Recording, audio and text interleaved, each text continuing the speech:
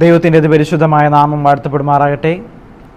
അനുഗ്രഹിക്കപ്പെട്ടതായ നല്ലൊരു ദിവസത്തിന് പ്രഭാതം നമുക്കേവർക്കും കണ്ടുണരുവാൻ തക്കവണ്ണം സർവശക്തനായ ദൈവം നമ്മെ ഓരോരുത്തരെയും സഹായിച്ച ദൈവത്തിൻ്റെ വലിയ കൃപകൾക്കായിട്ട്, കരുണയ്ക്കായിട്ട്, സ്നേഹത്തിനായിട്ട് നമുക്ക് നന്ദിയോടെ സ്തുതിക്കാം, സ്തോത്രം ചെയ്യാം. ഇപ്രകാരം ഈ 2026 എന്നുള്ളതായ പുതുവർഷത്തിൻ്റെ പ്രാരംഭ ദിനങ്ങളിൽ ദൈവിക വചനവുമായിട്ട് നിങ്ങൾ മുൻപാകെ നിൽപ്പാൻ തക്കവണ്ണം ദൈവം എന്നെ സഹായിച്ചതിനെ ഓർത്ത് ഞാൻ ദൈവത്തെ സ്തുതിക്കുകയാണ്. ഇപ്രകാരം എന്നെ കേൾക്കുന്ന എല്ലാ ദൈവമക്കൾക്കും ക്രിസ്തുയേശുവിൽ സ്നേഹവന്ദനത്തെ അറിയിക്കുന്നു. എല്ലാവരെയും ഇന്നത്തെ ഈ പ്രഭാത ജാഗരണ ചിന്തയിലേക്ക് ഞാൻ സ്വാഗതം ചെയ്യുകയാണ്. ഇന്നത്തെ ചിന്തയ്ക്ക് ആധാരമായിട്ട് നമുക്കൊരു വാക്യം വിശുദ്ധ വേദപുസ്തകത്തിൽ നിന്നും വായിക്കാം. പുറപ്പാട് പുസ്തകം അതിൻ്റെ 19-ാമത്തെ അധ്യായം, അതിൻ്റെ 10-11 വാക്യങ്ങൾ നമുക്ക് വായിക്കാം. പുറപ്പാട് 19-ന്റെ 10-11 വാക്യങ്ങൾ. വളരെ സുപ്രധാനമായ ചില കാര്യങ്ങൾ ദൈവം മോശെ മുഖാന്തരം ഇസ്രായേൽ ജനങ്ങളോട് അറിയിക്കുന്ന ഒരു ഭാഗമാണ് അത്. നമുക്ക് വായിക്കാം. യഹോവ പിന്നെയും മോശയോട് കൽപ്പിച്ചത്, നീ ജനത്തിൻ്റെ അടുക്കൽ ചെന്ന് ഇന്നും നാളെയും അവരെ ശുദ്ധീകരിക്കുക. അവർ വസ്ത്രം അലക്കി 3-ാം ദിവസത്തേക്ക് ഒരുങ്ങിയിരിക്കട്ടെ. 3-ാം ദിവസം യഹോവ സകല ജനവും കാണുകെ സീനായി പർവ്വതത്തിൽ ഇറങ്ങും. വളരെ അനുഗ്രഹിക്കപ്പെട്ട, പ്രത്യാശ നിറയുന്ന ഒരു ഭാഗം.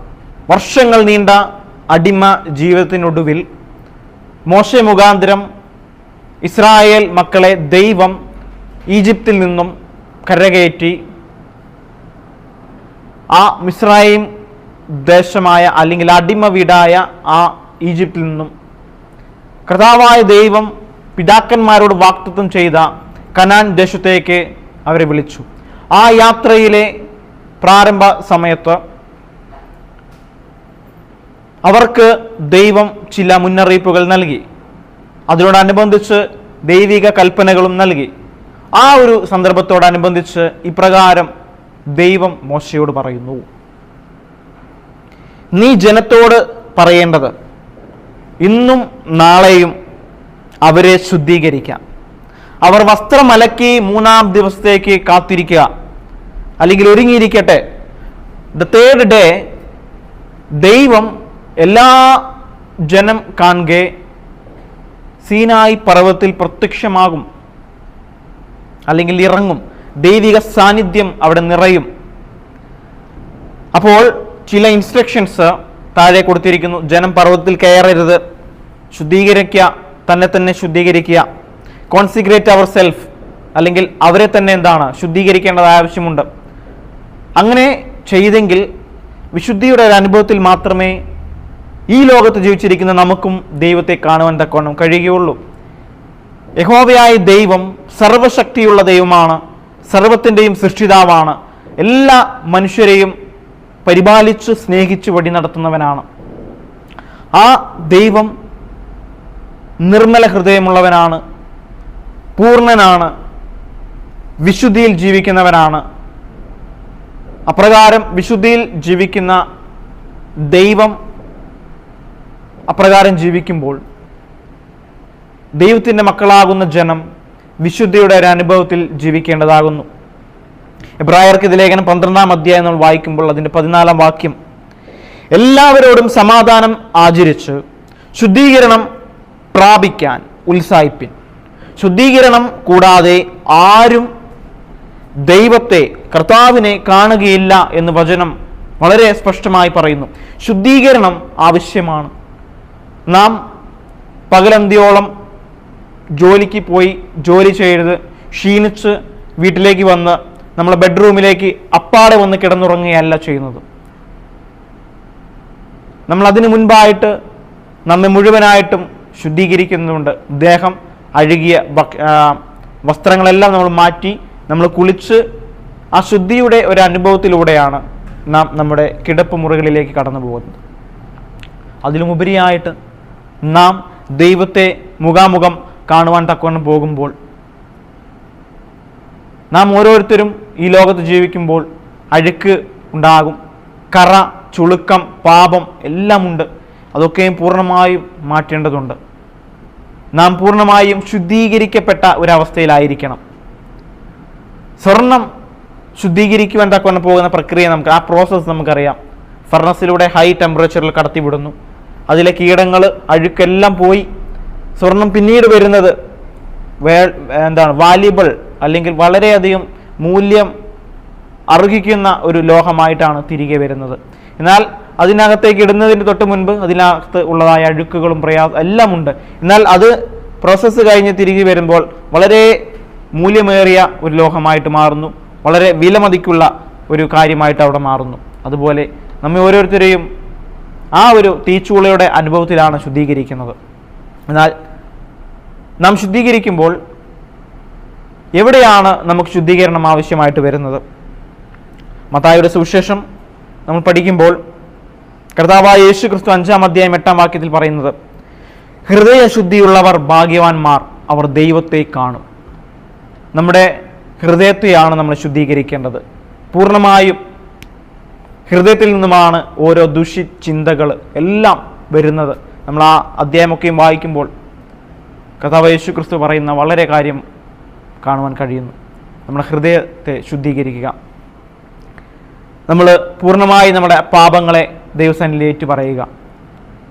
ഇവിടെ പറഞ്ഞിരിക്കുന്നത് അവരെ ശുദ്ധീകരിക്കുക, അവർ വസ്ത്രം അലക്കി 3-ാം ദിവസത്തേക്ക് കാത്തിരിക്കുക. ഹൃദയം നമ്മൾ ശുദ്ധീകരിക്കേണ്ടതുണ്ട്. നമ്മൾ വസ്ത്രം അലക്കേണ്ടതുണ്ട്. കറ, ചുളുക്കം, ഞാൻ മുന്നേ പറഞ്ഞ പോലെ പാപം നിറഞ്ഞായ ആ വസ്ത്രം പൂർണ്ണമായും മാറ്റി പൂർണ്ണമായും ദൈവം നമുക്ക് നൽകിയിരിക്കുന്ന നീതിയിൻ വസ്ത്രം നമ്മൾ ധരിക്കുക. വസ്ത്രം അലക്കുക എന്ന് പറഞ്ഞാൽ എന്താണ്? വെളിപ്പാട് പ്രവചന പുസ്തകം അതിൻ്റെ 22-ാം അധ്യായം 14-ാം വാക്യം നമ്മൾ വായിക്കുമ്പോൾ അവിടെ വളരെ വ്യക്തമായിട്ട് പറയുന്നത്, വെളിപ്പാട് പ്രവചന പുസ്തകം 22-ാം അധ്യായം 14-ാം വാക്യം, ജീവന്റെ വൃക്ഷത്തിൽ തങ്ങൾക്ക് അധികാരം ഉണ്ടാകേണ്ടതിനും ഗോപുരങ്ങളിൽ കൂടി നഗരത്തിൽ കടക്കേണ്ടതിനും തങ്ങളുടെ വസ്ത്രം അലക്കുന്നവർ ഭാഗ്യവാന്മാർ. അപ്പോൾ ജീവന്റെ വൃക്ഷത്തിൽ നമുക്ക് ഓരോരുത്തർക്കും അധികാരം ഉണ്ടാകണമെങ്കിൽ, ആ വിശുദ്ധ നഗരത്തിൽ പ്രവേശിക്കണമെങ്കിൽ നാം വസ്ത്രം അലക്കണം. വസ്ത്രം അലക്കുന്നവർ ഭാഗ്യവാന്മാർ. എന്താണ് പറഞ്ഞിരിക്കുന്നത് ഇംഗ്ലീഷിൽ? വസ്ത്രം അലക്കുക എന്ന് പറഞ്ഞാൽ നമുക്ക് എല്ലാവർക്കും അറിയാം. നാം അത് ചെയ്യുന്നുണ്ടോ എന്ന് ചിന്തിക്കുക. Blessed are they that do his commandments. കർത്താവായ ദൈവത്തിന്റെ കൽപ്പനകളെ പ്രമാണിക്കുന്നതാണ് വസ്ത്രം അലക്കുക എന്നതുകൊണ്ട് ഉദ്ദേശിക്കുന്നത്. ദൈവിക കൽപ്പനകളെ നമ്മൾ അനുസരിക്കേണ്ടതുണ്ട്. ഈ ലോകത്ത് നാം ജീവിച്ചിരിക്കുമ്പോൾ, ഗവൺമെന്റിന്റെ കീഴിൽ നാം ജീവിക്കുമ്പോൾ ഗവൺമെന്റ് പറയുന്ന അനുസരിക്കുന്ന പോലെ അതിലും ഉപരിയായിട്ട് നമ്മുടെ ഗവൺമെന്റ് സ്വർഗീയ ഗവൺമെന്റാണ്. ദൈവം അടിസ്ഥാനമിട്ടതായ ആ കൽപ്പന, സ്വർഗത്തിൻ്റെ അടിസ്ഥാനമായിരിക്കുന്ന കൽപ്പന നാം ഓരോരുത്തരും നമ്മുടെ ജീവിതത്തിൽ പ്രാവർത്തികമാക്കുക. നമ്മുടെ ഹൃദയങ്ങളെ ശുദ്ധീകരിച്ചുകൊണ്ട് ആ ദൈവിക കൽപ്പനകളെ നമ്മുടെ ഹൃദയത്തിലാക്കി വെച്ചുകൊണ്ട് പൂർണ്ണമായും ദൈവത്തിൽ ആശ്രയം വെച്ചുകൊണ്ട് പൂർണ്ണ ഹൃദയത്തോടെയും പൂർണ്ണാത്മാവോടെയും പൂർണ്ണ ശക്തിയോടെയും നാം ദൈവത്തെ സേവിച്ച് ജീവിക്കുക. ഈ ഒരു വർഷം നമുക്ക് ദൈവം നൽകിയിരിക്കുന്നു. അതൊരവസരമാണ്. ഈ ഒരു വർഷം ഈ കഴിഞ്ഞു പോയ വർഷം പോലെ ആകരുത്. ഇനി അങ്ങോട്ട് ദൈവത്തെ പൂർണ്ണമായും പറ്റിച്ചേർന്നുകൊണ്ട് ജീവിപ്പാനായിട്ട് ഞാൻ ഒരുങ്ങുന്നു എന്നുള്ള ഒരുക്ക ഹൃദയത്തോടെ നമുക്കായിരിക്കാം. ദൈവം പറയുന്നു, നമ്മോട് ഓരോരുത്തരോടും കർത്താവായ ദൈവം പറയുന്നു, അവരെ ശുദ്ധീകരിക്കാം. അവർ വസ്ത്രമലക്കി 3-ാം ദിവസത്തേക്ക് കർത്താവായ ദൈവത്തിൻ്റെ വരവിന് വേണ്ടി കാത്തിരിക്കട്ടെ. ഹൃദയത്തിലുള്ളതായ ശുദ്ധീകരണം നമ്മിലുണ്ടാകണം. ദൈവിക കൽപ്പനകളെ നാം പ്രമാണിക്കണം. അതിനായിട്ട് ദൈവം നമ്മെ സഹായിക്കുമാറായിട്ടെന്ന് പ്രാർത്ഥിക്കുന്നു. ഇന്നത്തെ ഈ പകൽക്കാലം നാം ചെയ്യുവാൻ തക്കൊണ്ട് പോകുന്നതായ കാര്യങ്ങൾ നമ്മുടെ യാത്രയിൽ ദൈവിക കരുതലും കാവലും സൂക്ഷിപ്പിലും ഉണ്ടാകുവാനായിട്ട് നമുക്ക് പ്രാർത്ഥിക്കാം. ഞങ്ങളെ സ്നേഹിക്കുന്ന ദൈവമേ, സ്വർഗ്ഗസ്ഥ പിതാവേ, നല്ല സമയത്തിനായി സ്തോത്രം, കേൾപ്പിച്ച നല്ല വചനത്തിനായി സ്തോത്രം. കർത്താവേ, ഒരുക്കമുള്ള ഹൃദയമായി തീരുവാൻ വിശുദ്ധിയുടെ അനുഭവത്തിൽ ജീവിപ്പാൻ തക്കുന്ന മടിയങ്ങൾ സഹായിക്കണം. വസ്ത്രം അലക്കുന്നവർ ഭാഗ്യവാന്മാർ. കർത്താവേ, അങ്ങയുടെ വചനത്തെ കേട്ട് പ്രമാണിച്ച് ന്യായപ്രമാണങ്ങൾ അനുസരിച്ച് ജീവിക്കുന്ന മക്കളായി തീരുവാൻ സഹായിക്കണം. കേൾവിക്കാരായിരിക്കുന്ന ഓരോ ദൈവമക്കളെയും താഴ്ത്തി സമർപ്പിക്കുന്നു. രോഗപ്രയാസങ്ങൾ, ബുദ്ധിമുട്ടുകൾ അനുഭവിക്കുന്നവർ അടിയങ്ങൾക്ക് ചുറ്റുമുണ്ട്. അവരെയൊക്കെയും അങ്ങയുടെ കരങ്ങളിൽ സമർപ്പിച്ച് പ്രാർത്ഥിക്കുന്നു. സമാധാനവും സന്തോഷവും നല്ല ഒരു ഒരുക്കവും പ്രിയപ്പെട്ടവർക്ക് നൽകി കൊടുക്കാൻ പ്രാർത്ഥിക്കുന്നു. അങ്ങയുടെ വരവിന് വേണ്ടി അടിയങ്ങൾ സ്വയമായിട്ട് ഒരുങ്ങുവാനും മറ്റുള്ളവരെ ഒരുക്കുവാനും വേണ്ടി സഹായിക്കണം. ഞങ്ങളെ തന്നെ ശുദ്ധീകരിക്കുവാനായിട്ട് കൽപ്പനകളെ അനുസരിച്ച് ജീവിക്കാനായിട്ട് അടിയങ്ങളെ സഹായിക്കണം. പ്രാർത്ഥന കേട്ട കൃപയ്ക്കായി സ്തോത്രം. യേശുവിൻ്റെ നാമത്തിൽ തന്നെ ആമേൻ. അനുഗ്രഹിക്കപ്പെട്ട നല്ലൊരു ദിവസത്തെ ആശംസ ഞാൻ നേർന്നുകൊള്ളുന്നു. ദൈവം നമ്മെല്ലാവരെയും അനുഗ്രഹിച്ച് കാക്കുമാറാകട്ടെ. God bless you all. Have a nice day. Amen.